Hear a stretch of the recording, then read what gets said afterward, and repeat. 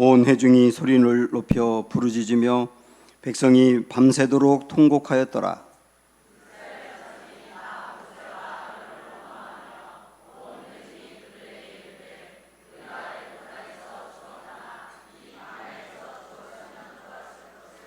어찌하여 여호와가 우리를 그 땅으로 인도하여 칼에 쓰러지게 하려 하는가?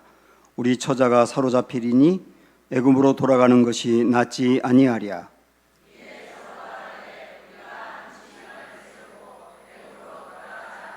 모세와 아론이 이스라엘 자손의 온 회중 앞에서 엎드린지라.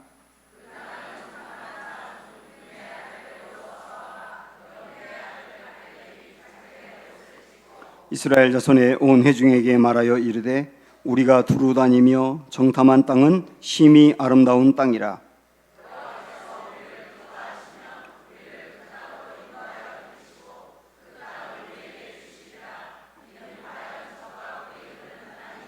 다만 여호와를 거역하지는 말라. 또 그 땅을 백성을 두려워하지 말라. 그들은 우리의 먹이라. 그들의 보호자는 그들에게서 떠났고 여호와는 우리와 함께 하시느니라. 그들을 두려워하지 말라 하나 온 회중이 그들을 돌로 치려 하는데 그때에 여호와의 영광이 회막에서 이스라엘 모든 자손에게 나타나시니라. 아멘. 둘러보시면서 서로 인사합니다. 사랑합니다. 축복합니다.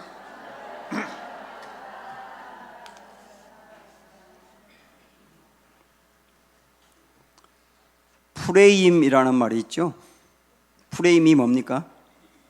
어떤 이 틀을 말하는 겁니다. 이 틀, 이걸 틀이라고도 하고 관점이라고도 할 수 있겠죠. 미국의 어떤 교수가 제자들에게 이런 질문을 던졌습니다. 여러분도 한번 이걸 보면서 괄호 안에 들어가는 것을 한번 채워보실까요? 나는 뭐뭐만 바뀌면 성공한 인생을 살 수 있다. 네, 그 괄호 안에 옆 사람과 나눠보세요. 괄호 안에 뭐가 들어갈 수 있는지, 나는 뭐라고 생각을 하는지. 요것만 바뀌면 내 인생이 성공할 수 있을 텐데 그게 뭘까요? 어떤 사람은 직업이라고 이야기하고요, 어떤 사람은 삶의 태도와 관련된 습관, 생각, 시간 활용, 그런 걸 이야기하기도 했습니다. 어떤 사람은 또 이렇게 말했다고 하네요. 마누라만 바뀌면 이렇게. 요 가로 안에 무엇이 들어가느냐가 아마 우리가 중요하게 여기는 인생의 관점일 겁니다. 성경도 그렇습니다. 누가복음 10장에 보면 어떤 한 율법 교사가 예수님을 찾아와서 어떻게 하여야 영생을 얻을 수 있습니까? 이렇게 이제 질문한 것에 대해서 예수님이 하신 말씀이에요. 잘 보세요. 어떤 율법 교사가 일어나 예수를 시험하여 이르되 선생님, 내가 무엇을 하여야 영생을 얻으리이까? 예수께서 이르시되 율법에 무엇이라 기록되었으며 그 다음 내가 어떻게 읽느냐. 이 부분을 주목해 보세요. 아마도 이 사람은 율법 교사이기 때문에 율법에 대해서는 굉장히 많이 알 겁니다. 가르치는 사람이니까요. 그런데 우리 예수님은 율법을 많이 아는 게 중요한 게 아니고 그 율법을 어떻게 읽느냐, 이건 뭐냐면 어떤 관점으로 읽느냐가 중요하다는 거예요. 어떤 관점으로 읽느냐에 따라서 그 사람의 성경에 대한 해석이 완전히 달라지고 그 사람의 삶이 달라진다는 것이죠. 이게 굉장히 중요한 얘기입니다. 하나님이 이스라엘 백성들을 출애굽시킨 다음에 광야 생활을 거쳐왔어요. 홍해를 건넜고 필요한 물을 주었고 또 먹을 양식을 주었고 시내산에 와서는 율법도 주고 성막도 주고 그렇게 1년이 지났습니다. 그 1년을 다 지내면서 하나님이 이스라엘 백성들에게 기대하는 건 뭐냐면 간단하게 이겁니다. 하나님을 믿어라. 하나님을 믿어라. 하나님을 믿으라고 지금까지 보여주었다. 하나님은 언약을 지키는 분이다. 하나님은 구원하는 분이다. 하나님은 인도하는 분이며 필요한 것을 공급하는 분이며 그리고 하나님은 우리와 함께 하시는 분이고 죄를 용서하시며 우리를 사랑하는 분이다. 내가 다 보여줬지 않느냐. 다 보여줬으니까 너희가 붙들 건 딱 하나다. 하나님을 믿어라. 그래서 이스라엘 백성들은 어떤 문제를 만나든 어떤 어려움을 만나든 꼭 이 관점을 가져야 됩니다. 하나님을 믿자. 이 관점으로 모든 걸 보는 거예요. 하나님을 믿자. 믿음의 관점으로 보는 거예요. 하나님이 그러라고 1년 동안 다 보여주신 것입니다. 그러나 하나님을 믿어라 라고 말씀하셨는데 이 믿음을 붙들고 가지 않았던 사람들의 이야기가 오늘 말씀에 나와요. 그리고 그들에게 어떤 큰 심각한 문제가 초래됐는지 한번 보도록 하겠습니다. 1년이 지난 다음에 이제 하나님은 이스라엘 백성들에게 가나안 땅을 주기 위해서 이동이다. 떠나라. 1차 목표는 바란 광야의 가데스 바네아다. 거기까지 왔어요. 가데스 바네아는 그들이 들어가야 될 가나안 땅하고 상당히 인접한 지역입니다. 거기서 하나님은 12명의 지도자들을 선택해서 그들에게 가나안 땅에 들어가서 한번 그 땅이 어떤지를 정탐하고 오라고 합니다. 그래서 40일 동안을 정탐하고 돌아봤어요. 돌아온 이들이 백성들을 모아놓고 보고를 합니다. 그런데 처음에는 아주 객관적인 보고를 했어요. 27절 보시면 모세에게 말하여 이르되 당신이 우리를 보낸 땅에 간즉 과연 그 땅에 젖과 꿀이 흐르는데 이것은 그 땅의 과일입니다. 그 가나안 땅이 얼마나 좋은 곳인지에 대해서 얘기하는 거예요. 정말 갔더니 그 땅 좋더라고요. 그 땅에 젖과 꿀이 흐르더라고요. 젖과 꿀이 흐른다는 말은 젖은 어떤 유제품을 말할 것이고 꿀은 그곳에서 나는 정말 맛있는 대추야자를 말할 겁니다. 그런 게 풍성하게 있더라는 거예요. 그리고 그곳에서 가져온 과일도 백성들 앞에 내놓습니다. 저도 거기를 몇 번 갔다 왔지만 이스라엘에서 나는 포도는요 사람 머리통만 해요. 그렇게 커요. 그리고 석류가 얼마나 크고 맛있는지 정말 자주 생각이 날 정도로 아주 좋은 과일들이 많아요. 그 과일들을 백성들 앞에 다 내놓은 겁니다. 그러면서 그 땅 정말 좋습니다. 그런데 그 땅이 좋을 뿐만 아니라 한편 들어가기가 어려운 곳이다 하는 이야기도 합니다. 28절 보면 그러나 그 땅 거주민은 강하고 성읍은 견고하고 심이 클 뿐 아니라 거기서 안악 자손을 보았다는 거예요. 그 땅에 살고 있는 사람들은 아주 강한 사람들이다. 그리고 그 땅의 성읍이라고 하는 것은 성벽을 얘기하겠죠. 성벽이 얼마나 견고한지 그리고 얼마나 큰지 그것을 뛰어넘어 우리가 정복하는 게 이게 거의 불가능해 보인다. 그리고 거기서 안악 자손은 거인들을 말하는데 거인들도 다니더라고요. 그들과 우리가 싸워야 됩니다. 그래서 정말 어려울 겁니다. 이 두 가지예요. 그 땅은 좋다. 들어가면 좋겠다. 그러나 그 땅을 정복하는 건 불가능하다. 이 두 문제를 딱 앞에 놓고 있는 거예요. 여기서 결정을 해야 되는 겁니다. 그런데 여기서 결정할 때 현실적으로 보면 들어가면 안 됩니다. 다 죽어요. 그러나 이스라엘 백성들은 현실만 놓고 결정할 게 아니라 그들에게는 세상에 없는 것이 있어요. 그게 뭐냐면 믿음이라는 거예요. 믿음. 하나님이 약속을 지키신다는 믿음. 하나님이 우리를 반드시 가나안 땅에 들어가게 하실 거라고 하는 믿음. 그게 세상에 없는데 이스라엘에게 있는 거예요. 그러니까 이스라엘은 현실만 놓고 결정하면 안 되고 믿음을 고려해서 결정해야 된다고요.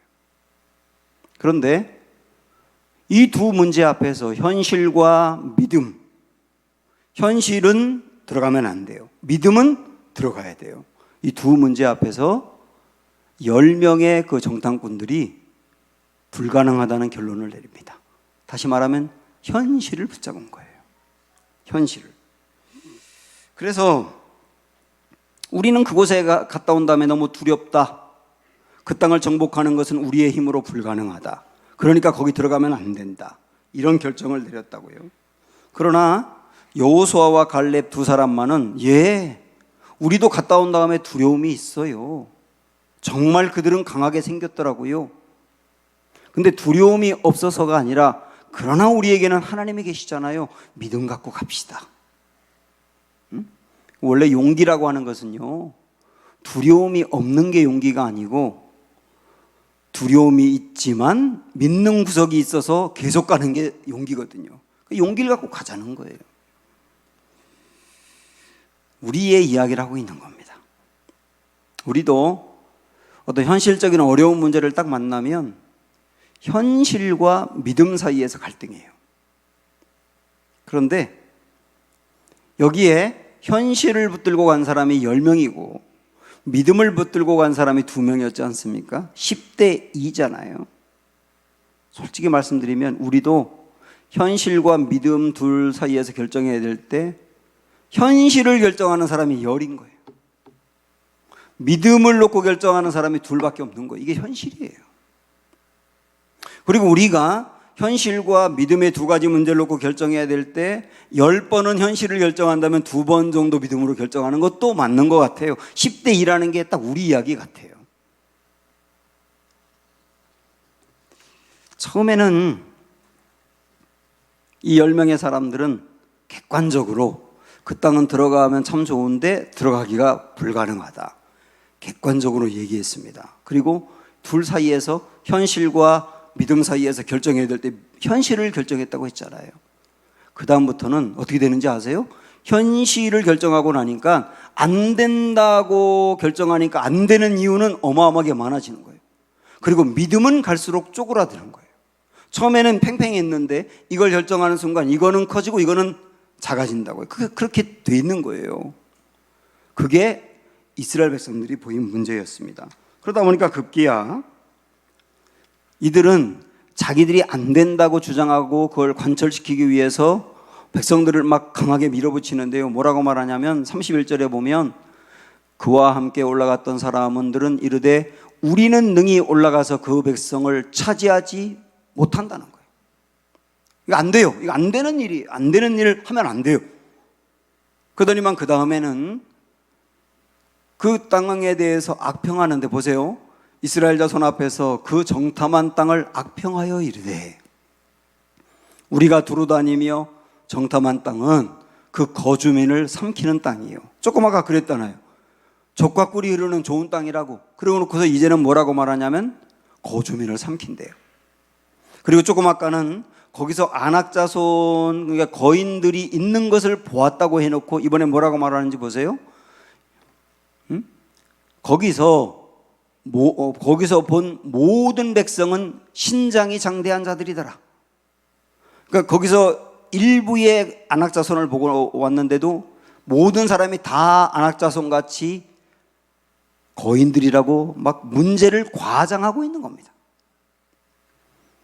그러더니만 그 다음에 이어서 보시면 넘겨보세요. 거기서 네피림 후손인 안악자손의 거인들을 보았나니 우리는 스스로 보기에도 메뚜기 같으니 그들이 보기에도 그와 같았을 것이라.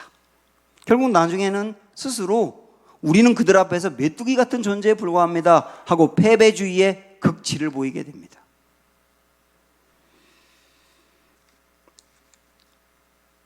우리 이야기를 지금 하고 있는 겁니다. 믿음이 아니라 현실을 붙들게 되면 문제를 과장합니다. 그래서 안 되는 이유를 찾기 시작해요. 그러다 보니까 안 되는 이유가 너무 많아요. 여건이 안 돼요. 시간이 안 돼요. 시기가 안 좋아요. 능력이 없어요. 안 되는 이유를 찾고 안 되는 이유를 설득하기 시작하는 거예요. 스스로에게 설득하고 다른 사람에게 설득하고 하나님에게 설득하고 그래서 안 되는 이유가 너무 많아지는 거예요. 만약에 이들이 현실과 믿음 사이에서 믿음을 붙들었다면 어떻게 될까? 믿음을 붙들었다면 믿음은 갈수록 커지며 두려움은 작아졌을 거예요. 그러면서 나중에는 하나님이 우리를 도와서 될 것이라고 하는 믿음이 충만하고 두려움은 거의 사라졌을 겁니다. 이게 무엇을 붙드느냐의 차이인 거예요. 결국 하나님은 그동안에 믿음을 가지라고 믿음의 관점으로 모든 걸 보라고 했는데 이들은 그 관점이 아니고 현실의 관점으로만 보다 보니 쪼그라들고 만 겁니다. 가만히 생각을 해보면 이들은 현실과 믿음 사이에서의 대결이었던 것 같아요. 그런데 또 가만히 생각해 보니까 현실과 믿음의 대결이 아니고 믿음과 믿음의 대결이더라고요. 안 된다는 것을 믿느냐, 하나님이 도와줘서 된다는 것을 믿느냐의 믿음과 믿음의 싸움이더라고요. 사랑하는 여러분, 한번 이 시간에 저와 여러분이 생각을 해보시죠. 우리도 어떤 중요한 현실의 문제를 만났을 때 현실을 붙드는 사람이냐, 믿음을 붙드는 사람이냐, 나는 어떤 스타일이냐, 주로 어떻게 결정하느냐 생각을 해보세요.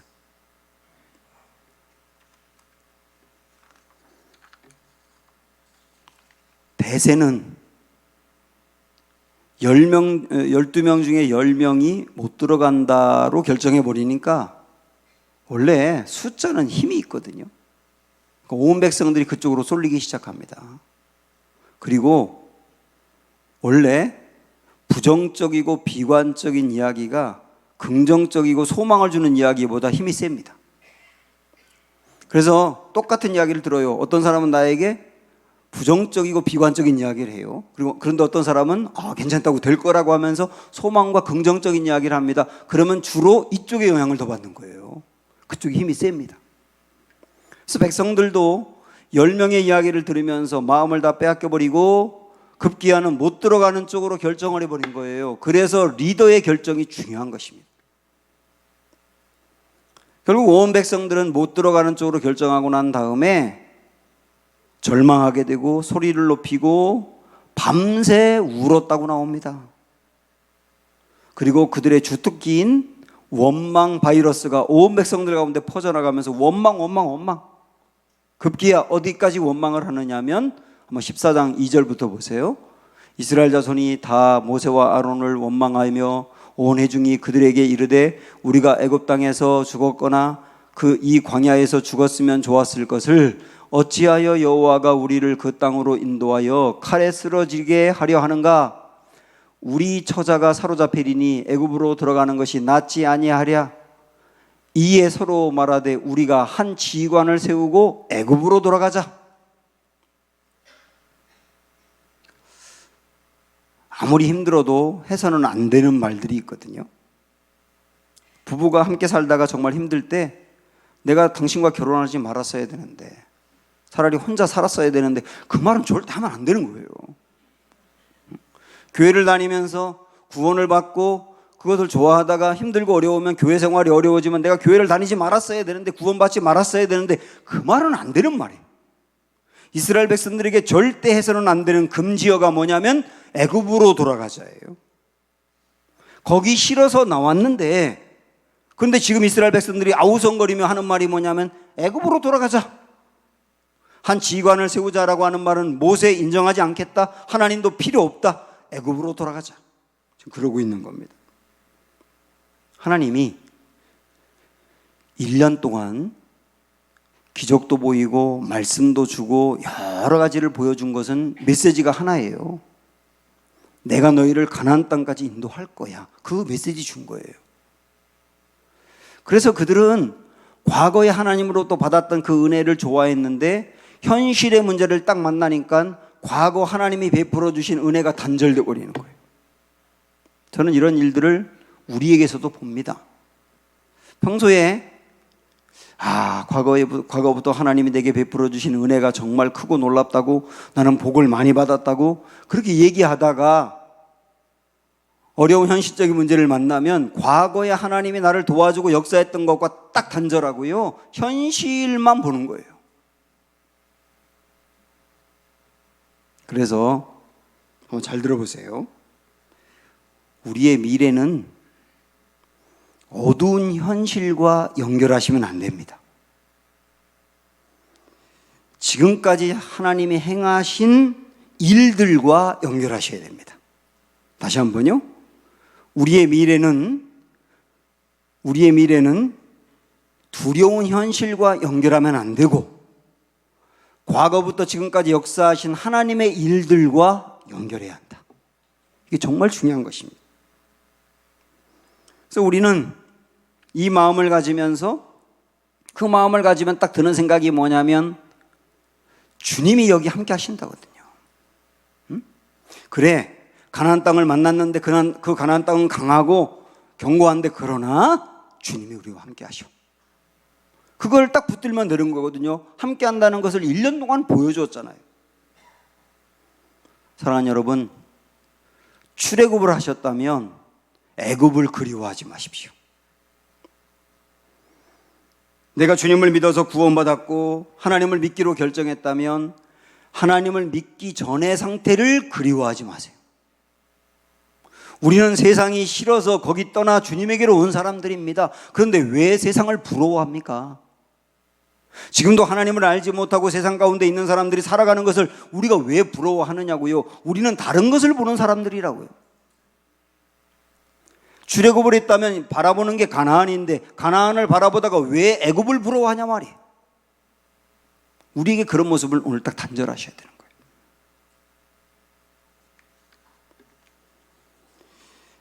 이스라엘 백성들이 애굽으로 돌아가자 이렇게 이야기하니까 이게 심각한 문제를 알고 여호수아와 갈렙 두 사람이 나섭니다. 그리고 그들이 하는 말을 한번 보세요. 그 땅을 정탐한 자 중 눈의 아들 여호수아와 여분네의 아들 갈렙이 자기들의 옷을 찢고 이스라엘 자손의 온 회중에게 말하여 이르되 우리가 두루 다니며 정탐한 땅은 심히 아름다운 땅이라 여호와께서 우리를 기뻐하시면 우리를 그 땅으로 인도하여 들이시고 그 땅을 우리에게 주시리라. 이는 과연 젖과 꿀이 흐르는 땅이니라. 다만 여호와를 거역하지는 말라. 또 그 땅 백성을 두려워하지 말라. 그들은 우리의 먹이라. 그들의 보호자는 그들에게서 떠났고 여호와는 우리와 함께 하시느니라. 그들을 두려워하지 말라. 여호수아와 갈렙이 하는 말은 간단합니다. 여러분, 그들 두려워하지 마세요. 두려워하지 말라고 하는 이유는 딱 하나예요. 하나님이 우리와 함께 하세요. 오늘 여러분에게도 주신다고 생각하며 들어보세요. 현실적인 문제 때문에, 불가능해 보이는 문제 때문에 두려워하고 있는 우리에게 주님이 하시는 말씀, 두려워하지 마. 근데 이유는 딱 하나, 내가 너희와 함께 할게. 우리는 평소에 하나님이 나와 함께 한다는 거 아는데요, 정말 위기를 만났을 때 하나님이 함께 한다고 믿는 게 실제 믿음이에요. 여호수아와 갈렙은 여호와 하나님이 우리와 함께 한다는 것을 진짜 믿었습니다. 진짜 믿으니까 담대함이 생겨요, 용기가 생겨요, 도전할 수 있어요, 포기하지 않아요. 그런데 여호와 하나님이 우리와 함께 한다는 것을 실제 믿지 못하는 사람들은 평소에는 뭐라고 말했을지 몰라도 그 상황에서는 두려워해요, 도전하지 못해요, 쪼그라들어요, 물러가자고 해요. 이 진짜 우리에게 용기를 주고 힘을 주고 담대함을 주는 근원은 여호와 하나님이 나와 함께 하신다를 믿는 거예요. 그러도록 1년 동안 하나님이 보여줬지 않습니까? 여호수아와 갈렙이 생각하는 것은 이겁니다. 가나안 땅 사람들이 어마어마하게 강하다. 그리고 그 성이 굉장히 견고하다. 너무 우리가 감당하기가 벅차다. 그런데 이들은 이렇게 생각하는 거예요. 그게 감당하기가 벅차다는 말은 여호와 하나님의 능력이 크게 나타날 거다를 믿는 거예요. 문제가 크면 클수록 하나님 아버지의 능력도 크실 것을 믿는 거예요. 나의 힘으로 노력해서 될 만한 문제면 여호와 하나님이 역사하지 않아도 돼요. 근데 내가 아무리 노력해도 안 되는 문제는 여호와 하나님이 크게 역사하실 순간이거든요. 그걸 기대한단 말이에요. 문제가 크면 하나님의 역사를 크게 기대한다고. 여러분, 그 얘기 한번 들어보셨을 텐데 5만 번의 기도를 응답받은 조지 뮬러라고 하는 사람이 있지 않습니까? 이 사람은 고아들을 2,000명을 키웠어요. 돈이 얼마나 많이 필요하겠어요. 그런데 한 번도 사람들에게 찾아가서 손을 벌리면서 돈을 달라고 후원을 요청한 적이 없습니다. 그런데도 그들을 먹이고 살렸어요. 한 번은 직원 한 명이 이 뮬러를 찾아와가지고 이렇게 말합니다. 선생님, 양식이 다 떨어져서 당장 아이들이 먹을 양식이 없어요. 그 다음부터는 굶어야 돼요. 그렇게 말했어요. 그때 조지 뮬러가 딱 한마디 합니다. 아, 그래요? 하나님이 역사하실 때가 왔군요. 아니나 다를까 시간이 조금 지나고 나서 트럭 한 대가 옵니다. 웬 트럭인가 했더니 빵 공장이 망하는 바람에 만들었던 빵을 어딘가에 갖다 주려고 가다가 고아원이 있어서 들렸다는 거예요. 그래서 그 문제를 해결하는 거예요. 그러니까 이 뮬러 안에는 문제가 크고 장벽이 크면 하나님의 역사가 클 것을 기대하는 거예요. 이게 믿음이라니까요. 또 하나 여호수아와 갈렙이 갖고 있는 믿음은 이런 겁니다. 현재의 문제를 걸림돌로 보는 것이 아니라 디딤돌로 보자는 거예요. 어떤 디딤돌이냐? 하나님이 역사할 디딤돌. 하나님이 역사할 디딤돌. 제가 이전에 이제 이런 얘기를 들었는데, 예전에 유명했던 그 연쇄살인범 유영철 씨 여러분 아세요? 유영철. 우리우 씨는 아닙니다. 유영철. 유영철이 있는데 이 유영철이 자기가 왜 그런 연쇄살인범이 됐는지에 대해서 형사들 앞에서 이렇게 말했다는 거예요. 자기는 원래 꿈이 화가였다. 미술을 잘 그렸고 좋아해서 미대를 나온 다음에 화가가 되고 싶었다. 그런데 자기에게 생명이 있었다.